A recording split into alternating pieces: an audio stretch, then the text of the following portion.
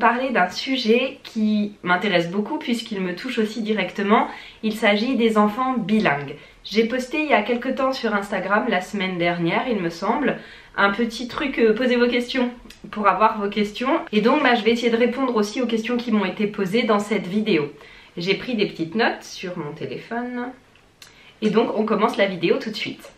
Alors d'abord ça me semble important de reposer les choses dans leur contexte.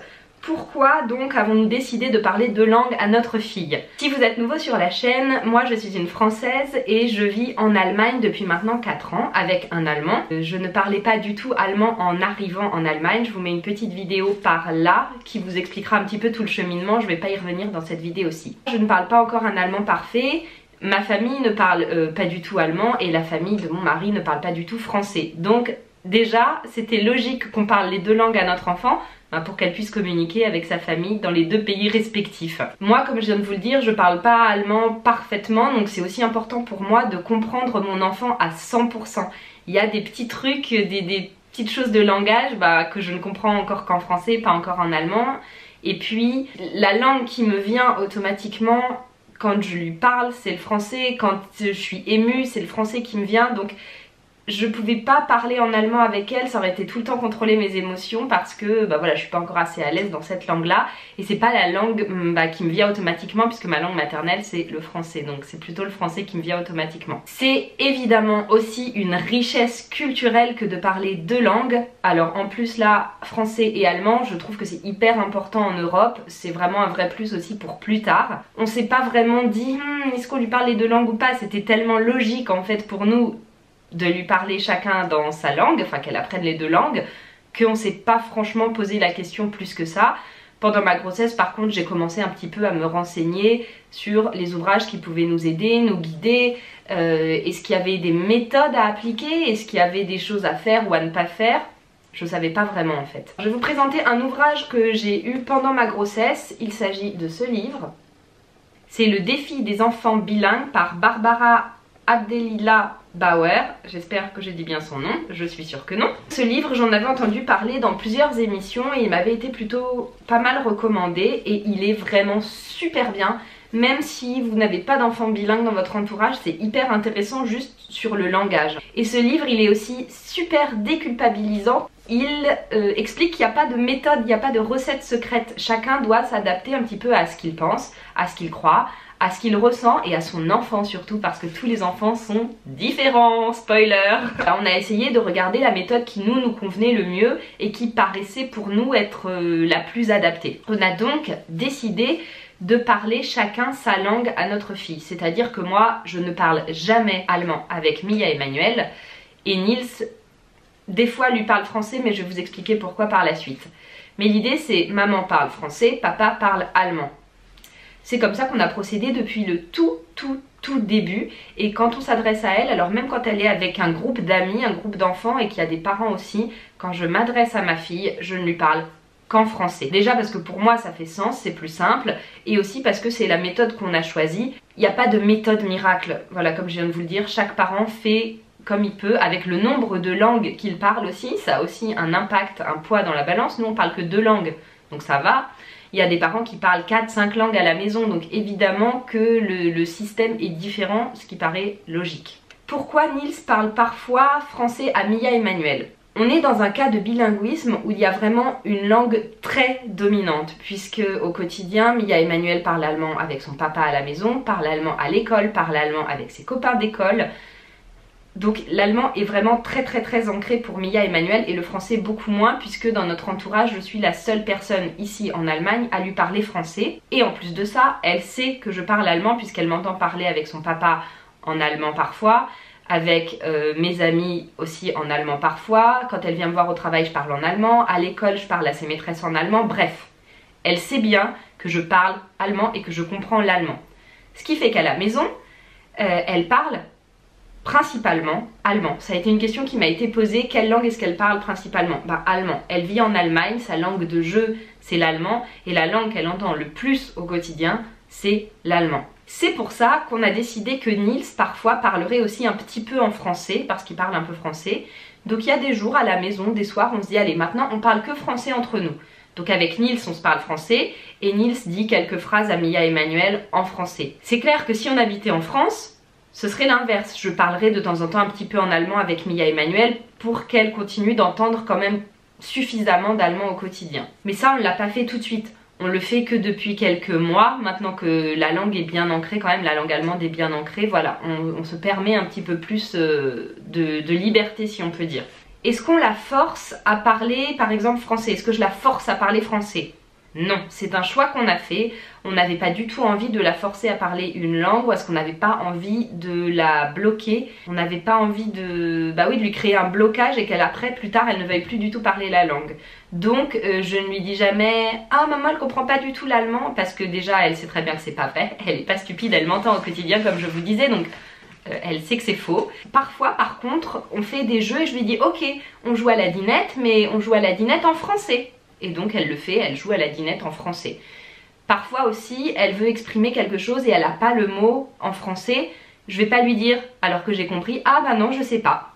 Donc évidemment que je lui donne ce qu'elle m'a demandé ou qu'on fait ce qu'elle a demandé de faire parce que je me vois pas faire ça à ma fille. Après c'est aussi un choix très personnel. Ce que je fais par contre pour qu'elle entende bien le vocabulaire dans les deux langues, si elle me dit par exemple Darf ich einen Keks haben? Je vais lui dire ah tu veux un gâteau? Ok je te donne un gâteau ou un biscuit. Voilà, j'essaye vraiment qu'elle ait le vocabulaire dans les deux langues à chaque fois. Alors on fait ça depuis vraiment le tout début, même quand elle venait de naître. Bon bah là on ne reformulait pas ses phrases, mais quand son papa lui disait par exemple en allemand je sais pas moi, on met le bonnet parce qu'il pleut, donc il lui disait en allemand et moi je lui disais ah oui papa il a raison, c'est vrai on va mettre le bonnet parce qu'il fait froid dehors. Et on faisait tout le temps ça, tout le temps. Au début c'est vraiment contraignant, mais en fait après ça devient automatique et aujourd'hui je le fais vraiment automatiquement et je me rends compte que je le fais aussi avec d'autres gens qu'avec Mia Emmanuel parce que c'est devenu un automatisme en fait de reformuler la phrase. Je voulais aussi préciser, elle parle français, pas aussi bien qu'allemand, ça c'est sûr. Au niveau de la grammaire, elle parle pas aussi bien qu'en allemand. Le vocabulaire est un petit peu moindre aussi. Mais par contre ce qu'on remarque c'est que dès qu'elle est soit une semaine en France, soit il y a des amis qui viennent 4-5 jours. Il y a des gens dehors donc ils me voient parler à ma caméra, c'est extrêmement étrange. Bon. On remarque tout de suite que Mia Emmanuel, elle reparle français et qu'elle se remet dans le bain de langue français et qu'elle retrouve tout un vocabulaire qu'elle n'utilise pas forcément au quotidien. Donc c'est hyper important aussi, à mon sens, de plonger l'enfant régulièrement dans un bain de langue, que ce soit d'aller 2-3 fois par an dans le pays en question, que ce soit d'avoir des gens qui viennent à la maison aussi plusieurs fois par an. Je pense que c'est vraiment primordial. Au niveau de son développement du langage maintenant, est-ce qu'elle a le même développement du langage qu'un enfant qui n'est pas bilingue? Eh bien évidemment non. Si on prend le vocabulaire français et allemand ensemble, oui elle parle exactement le même nombre de mots, je pense, à peu près, ça doit être bon. Par contre si on prend que français, évidemment, si je l'écoute parler français et que j'écoute une de ses amies parler français qui vit en France avec des parents qui parlent tous les deux français et qui ne parlent que français, oui. L'autre enfant a un vocabulaire et une grammaire et parle vraiment beaucoup mieux que Mia Emmanuel ne le fait en français. En allemand, j'ai tendance à dire que ça va, elle est au niveau, même si bon, il y a peut-être des petites choses qu'elle n'a pas parce qu'elle utilise parfois des règles de grammaire française dans ses phrases allemandes aussi. Mais franchement, on n'est pas alerté, on n'a pas un gros souci sur son développement du langage.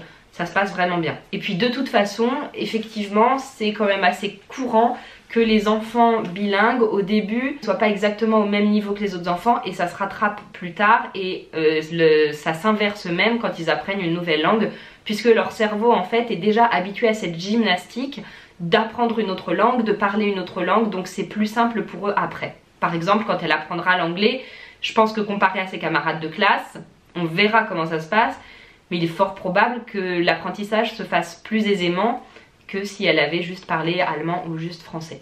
Au niveau des contacts sociaux, il n'y a pas une énorme différence pour moi. Alors j'entends Mia qui parle avec ma famille, avec mes amis, avec des enfants. Elle a toujours besoin d'un petit temps d'adaptation, c'est normal quand on se retrouve avec des Français puisque c'est pas ce qu'elle a l'habitude de vivre, c'est pas ce qu'elle vit au quotidien. Mais une fois ce petit temps d'adaptation passé, elle parle vraiment la bonne langue avec les bonnes personnes. C'est-à-dire que s'il y a son père dans la pièce et par exemple 2 enfants français, elle va parler aux deux enfants français en français et elle va s'adresser à son papa en allemand. Ça c'est acquis. Il n'y a qu'avec moi où elle parle les deux langues parce que effectivement moi je comprends les deux. Comme je viens de vous le dire, quand on a été au contact de français pendant un certain temps, un certain nombre de jours, elle me parle aussi directement en français. Donc là par exemple on a eu des amis qui sont venus il y a une semaine. Ça fait une semaine que Mia Emmanuel s'adresse à moi principalement en français et je trouve ça plutôt chouette. Pour tout ce qui est livres, on a des livres bilingues comme par exemple celui-ci, c'est Poisson arc-en-ciel qui est dans les deux langues, en allemand et en français. Et on a aussi cette collection qui est juste trop bien et c'est des collections qui existent pour toutes les langues. Hein. C'est ça, je sais pas si vous voyez. Donc c'est Clara a 2 pays et elle a, c'est des petites aventures de cette petite fille. Et en fait il y a un sens où c'est en français et quand on retourne le livre c'est en allemand. Voilà. Donc ça c'est super, c'est la même histoire. Déjà ça permet à Nils et à moi de lire chacun le livre dans nos langues respectives et ça c'est très cool. Là je vous en montre juste un autre exemple. Donc Clara und ihre Oma et là donc Clara et sa mamie. Je ne m'empêche pas de lire des livres allemands à Mia Emmanuel. Au début je me suis vraiment posé la question, est-ce que quand elle me tend un livre allemand je dois le traduire pour lui lire ou est-ce que je lui lis vraiment dans la langue? Il y a beaucoup de gens qui m'ont dit mais non, lis-le vraiment dans la langue et effectivement ça fait sens.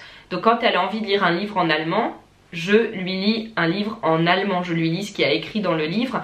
Pareil avec Nils, si elle lui tend un livre en français, il va lui lire en français. Dans la bibliothèque, j'ai aussi essayé de séparer entre allemand et français les livres. La séparation n'est pas très claire, donc elle n'a pas très bien compris où s'arrêtait l'allemand, où s'arrêtait le français.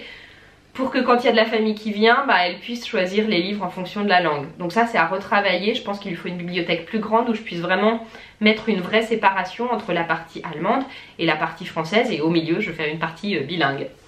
Voilà, elle demande à lire des livres exactement pareil dans les deux langues. Il n'y a pas une langue qu'elle préfère à la sonorité, c'est vraiment une question d'histoire, si elle préfère telle ou telle histoire.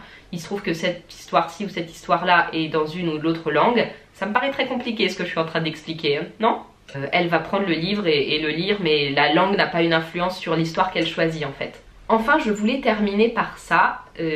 Notre fille est donc bilingue, on peut clairement le dire. Elle comprend parfaitement les deux langues au même niveau, ça c'est sûr. Elle parle les deux langues, alors pas exactement au même niveau, mais c'est normal et je pense que ça viendra avec le temps. En revanche, elle comprend aussi une troisième langue qui est l'anglais, même si c'est pas une langue qu'elle parle. On a déjà remarqué qu'en fait elle comprend quand on parle anglais parce que déjà on parle souvent anglais, son père et moi à la maison entre nous, pas à elle directement mais entre nous deux. Et on a aussi beaucoup d'amis qui viennent d'autres pays. Je crois que c'est un petit truc d'expatriés. Souvent notre cercle d'amis il vient d'un peu partout dans le monde. Et donc avec ces gens-là qui viennent du Danemark, d'Italie, de Singapour, enfin j'en passe et des meilleurs, on parle souvent anglais entre nous et donc elle entend ça. On a aussi des amis qui ne parlent pas encore bien allemand et donc qui lui parlent en anglais et ça nous pose aucun souci, on trouve ça très bien. J'ai une amie qui parle à sa fille en anglais parce qu'elle est trilingue et qu'elle a choisi de lui parler en anglais. Donc Mia Emmanuel entend ça et on sait qu'elle comprend puisque parfois on lui demande des choses et elle nous apporte des trucs qu'on lui a demandé en anglais. Ou hier par exemple son père a dit un truc en anglais et elle l'a répété en allemand. Donc elle comprend, on n'a pas fait ça exprès pour qu'elle comprenne l'anglais. Il se trouve que c'est le cas, donc tant mieux. Après, elle ne le parle pas, quand on lui parle anglais, l'autre jour on a fait le test comme ça juste pour rigoler, on lui a parlé anglais, elle nous a pas répondu en anglais. Elle ne comprend aussi bien sûr pas tout, elle comprend bien moins l'anglais que le français et l'allemand, là c'est pas du tout le même niveau. Par contre, elle a envie en ce moment d'apprendre les couleurs en anglais. Elle a aussi envie d'apprendre les nombres pour l'instant en anglais. Donc on lui apprend ça tranquillement, c'est vraiment à sa demande. Voilà un petit peu pour cette vidéo, j'espère encore une fois que c'était pas trop brouillon, que ça a pu vous intéresser et aussi vous éclairer, vous apporter des réponses à vos questions si vous attendez un enfant et que vous êtes dans une situation de bilinguisme ou plus et que ça a pu vous intéresser même si vous n'avez pas d'enfant, sait-on jamais. On se quitte ici pour la vidéo et on se retrouve très vite dans une prochaine vidéo. Bye!